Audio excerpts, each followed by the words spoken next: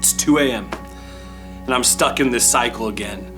I'm internalizing thoughts that are just destroying me, stuck in this cataclysmic place between joy and pain, looking for some thread I can pull that will set me free. You see, I'm a pastor and I lead a church in the inner city in dangerous areas with broken men, people who look good on the outside and people who don't, but then they're people that I desperately love. And that's me. I desperately love broken people because at the end of the day, I think we'd all have to say we're broken, aren't we? But that's why I can't sleep. That's why I've been up for days. I simply can't shake it, knowing that people blame me for their ways. And if you don't know, that's one of the unfortunate downsides of being a church leader. You become a sort of sacred scapegoat, the one designated as the bleeder, representing all the failures of the church and few of the virtues. You get marked with people's dissatisfaction over both the trivial and the massive issues. You become synonymous with any and all pain related to church. And you know what? It doesn't matter how great or how terrible the church is, there's plenty of pain to go around when you search. Of course there is. It's people. The church is just people.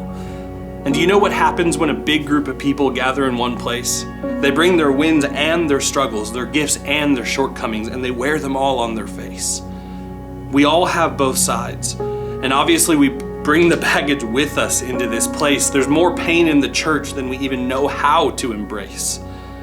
And that's my problem. That's why I can't sleep. The modern day church has shifted, and leaders are no longer expected to walk you through the pain. They're expected to take your sin off of you to ease your brain. But how realistic is that? Isn't Jesus the one that does that? If we forget something good you told us, you say we don't care. If we remember something bad you told us, you say we won't let it go. No matter what, it tends to be our shame. If we don't put you in the position you want, we're against you. If we do put you there and it's too much, we should have known your limitations. No matter what, we're the ones to blame.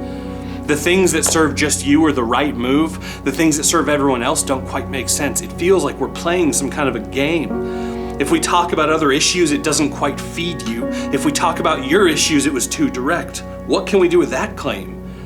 And I know I'm not alone in this. Every pastor I know feels the weight of it. They're all emotionally beaten, verbally berated, fated to be blamed for the things they would have hated if they only knew. And do you know what that creates? It creates men and women whose calling is tainted, taken from leading people to the cross to becoming the very cross on which the sin is painted, beaten and bruised in the name of others' sin. Does that sound familiar? Yeah, it would be the gospel if it was Jesus, but instead it's just failure. A few months ago, I took a sabbatical, time to reflect and to rest, time to bandage my spiritual wounds and put my discipline to the test. It took 5 weeks for me to sleep, to stop stressing and carrying the weight of the blame I received seemingly every day. And when I finally did sleep, I was like a new person, a person I hadn't seen in over a decade. I was well rested, yes, but more than that, I was free.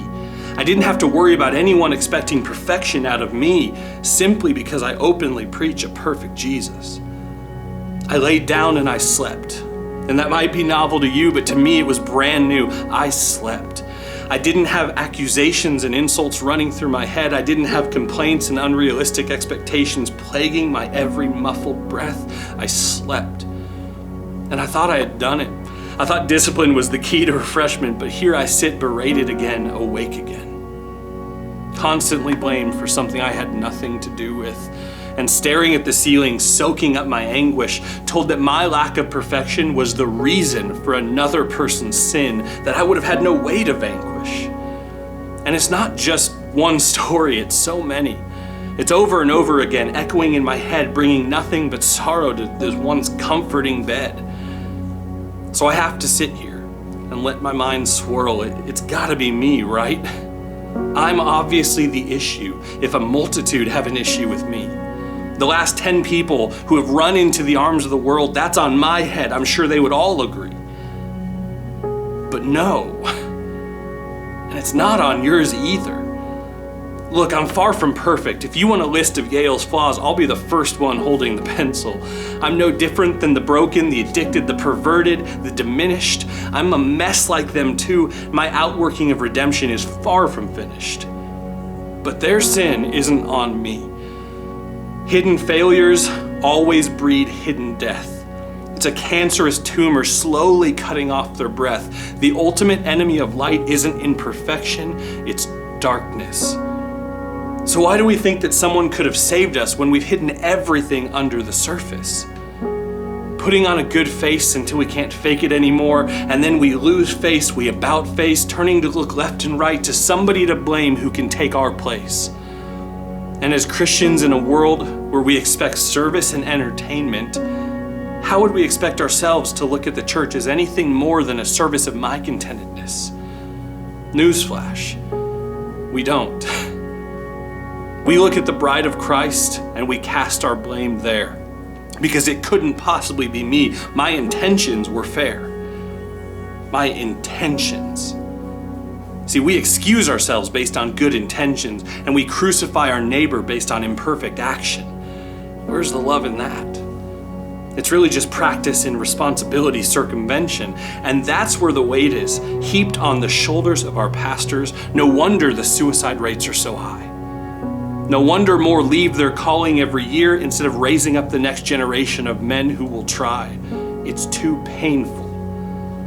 Granted, there are terrible pastors who should have never been in that place.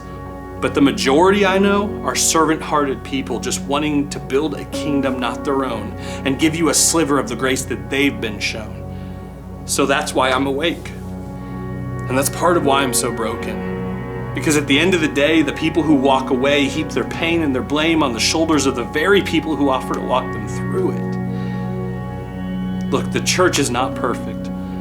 Your church leaders are not perfect. But for the love of the bride, it's worth it. I think if you stopped expecting them to be, you'd end up face to face with the only one who is.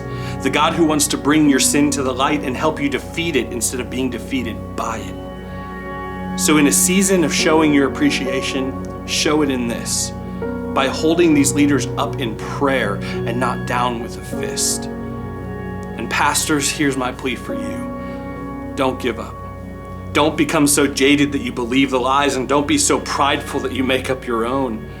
Instead, go to the Father with the misplaced blame, remembering that if anyone understands, it's the one who paid for it in shame, the one who bled for it and died for it so that you could have a new name. Because at the name of Jesus, every knee will bow on the earth and under the earth, and in that power, you can walk with your head up high, not because you earned it, but because that's the place where you abide.